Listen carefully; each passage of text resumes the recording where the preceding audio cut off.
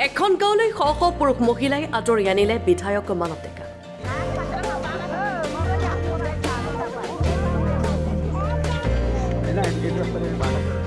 তেওঁ গাঁওখনৰ ৰাইজক উপহাৰ দিছে এটা পকী পথ।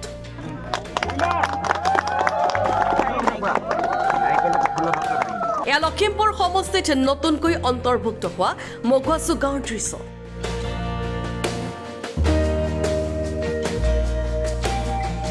আজি বিধায়ক মানৱ ডেকাই আধাৰশিলা স্থাপন কৰে মুঠ 4টাকৈ পকী পথৰ।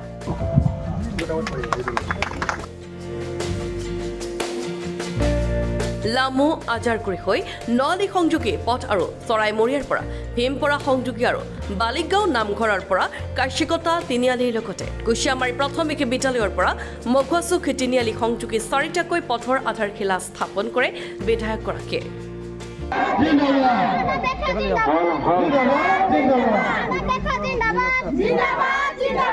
মুখ্যমন্ত্ৰী পকী পথ নিৰ্মাণ আঁচনি আৰু RIDF নাবাৰ্ডৰ অধীনত এই পথ কেইটাৰ নিৰ্মাণৰ কাম শুভাৰম্ভ কৰে বিধায়কগৰাকীয়ে। এই ৰাস্তাটো কোনে বনাই দিছে আপোনালোকক? ৰাস্তাটো কোনে কাৰ কাৰণে হৈছে?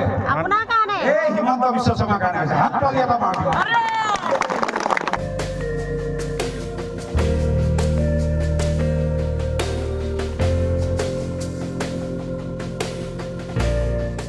Bureau report Lakhimpur.